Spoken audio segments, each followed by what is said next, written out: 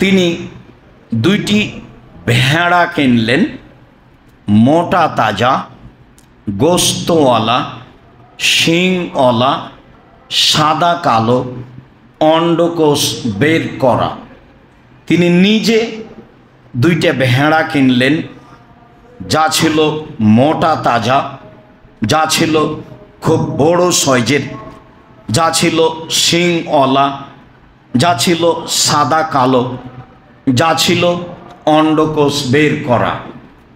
যেই বলুক অন্ডকোষ বের করলে তাতে খুঁত চলে আসলো কুরবানি হবে না, এটা তার একবারে নগদ মিথ্যা কথা এবং সরাসরি সহিহ হাদিসের বিরোধী কথা। অন্ডকোষ বের করা ষাঁড় গরু খাসি কুরবানি করতে হবে, এটাই সুন্নাত, এটাই সুন্নাত, এটাই সুন্নাত। সম্মানিত দিনী ভাই বোন, তারপরে আনাস রাদিয়াল্লাহু তাআলা আনহু বলেন, যাহা রাসূলুল্লাহ সাল্লাল্লাহু আলাইহি সাল্লাম কাবশাইনে, একদা আল্লাহর নবী দুইটি ভেড়া কুরবানি করলেন।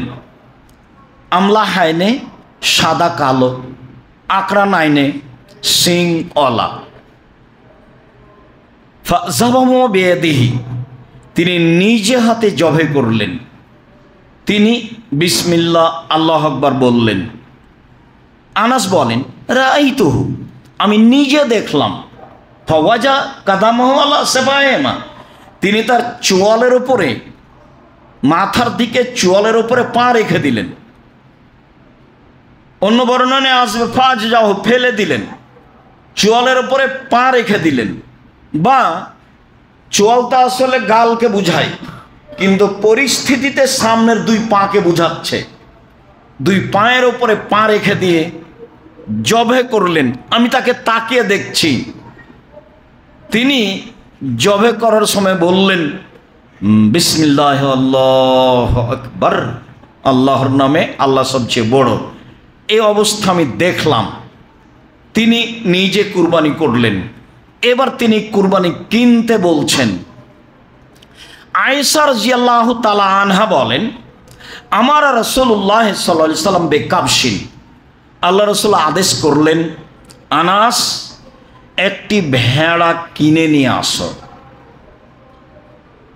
এটাও বেসাওয়াদিন ও এবরক বেসাওয়াদিন ও এনজর বেসাওয়াদিন। ভেড়া কেনার সময় তুমি দেখবা শিংওয়ালা, কালোতে হাঁটে, কালোতে শয়, কালোতে দেখে। কেনার সময় এটা দেখে, এটা বলে দিচ্ছেন, দেখো যাও একটা ভেড়া কিনো, শিংওয়ালা, কালোতে হাঁটে, কালোতে খায়, কালোতে শয়। মানে কি? পেট কালো। মানে কি? চোখ কালো। মানে কি? পা কালো। তো সব মিলে রঙের মধ্যে কালো ভালো।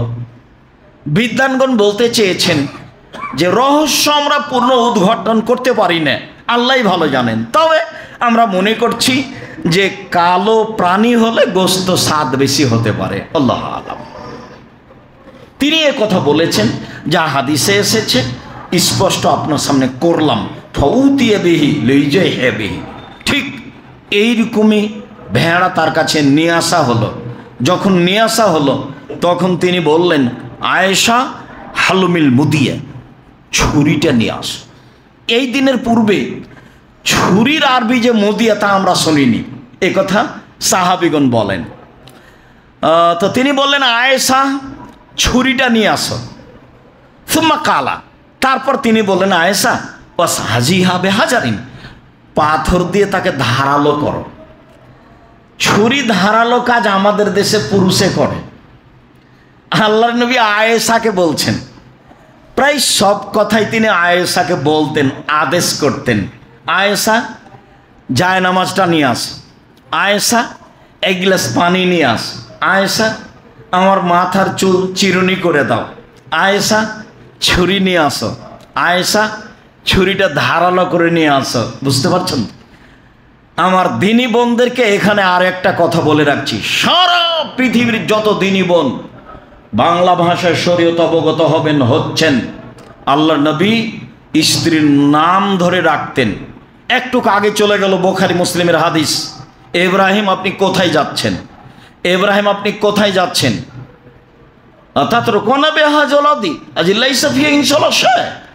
আপনি এমন একটা উপত্যকা রেখে যাচ্ছেন যেখানে মানুষজন নেই, ঘাস পাতাও নেই, বারবার স্বামীর নাম ধরে ডাকছেন। তো ইব্রাহিম কি কোনো সাধারণ মানুষ? ইব্রাহিম আমার মত আর আপনার মতো দেশের প্রেসিডেন্ট, দেশের মন্ত্রী। ইব্রাহিম আলাইহিস সালামের কাছে আপনার 5 পয়সা দাম আছে?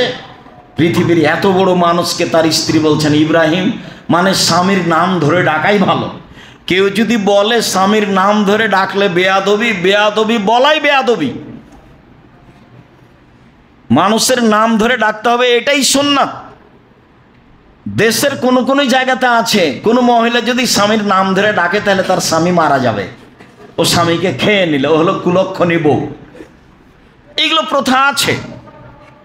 পরস্পরের নাম ধরে ডাকলে ভালোবাসা, ভ্রাতৃত্বভাব বাড়ে। দেখেন না, আপনি বারবার বলছেন আয়েশা ছুরিটা নিয়ে আসো, ছুরিটা ধারালো করে নিয়ে আস, ফাফালাত, তাই করলেন।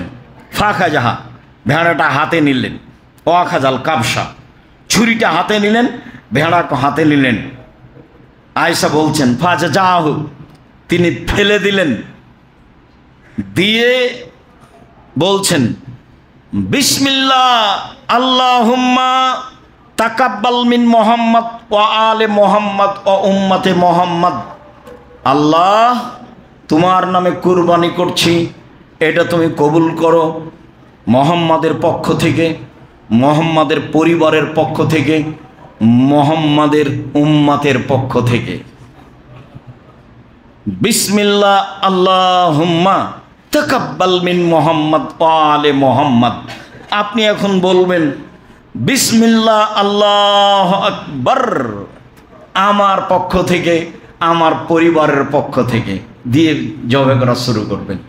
বাকি আরবি আপনার বলার দরকার নেই। বিসমিল্লাহ আল্লাহু আকবার, আমার পক্ষ থেকে, আমার পরিবারের পক্ষ থেকে। এবার চলেন যাই, ধারাবাহিক কয়েকটা হাদিস পেশ করি যে আপনার পক্ষ থেকে আর আপনার পরিবারের পক্ষ থেকে একটি প্রাণী কুরবানি করতে হবে। প্রমাণে এই বুখারী মুসলিমের হাদিস 1, যেটা এখন বললাম, এইটা। এই যে বলছেন আল্লাহ তুমি এই কুরবানি কবুল করো আমার পক্ষ থেকে, মুহাম্মাদের পরিবারের পক্ষ থেকে, আর মুহাম্মাদের উম্মতের পক্ষ থেকে। তাহলে তার পক্ষ থেকে আর তার পরিবারের পক্ষ থেকে একটি ভেড়া কুরবানি করলেন। হাদিস বুখারী মুসলিম 2।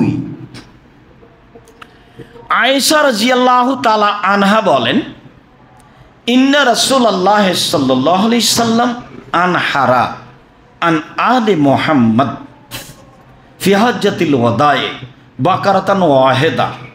আল্লাহর নবী তার পরিবারের পক্ষ থেকে একটি গাভী গরু কোরবানি করেছিলেন বিদায় হজে। হাদিস বুখারী।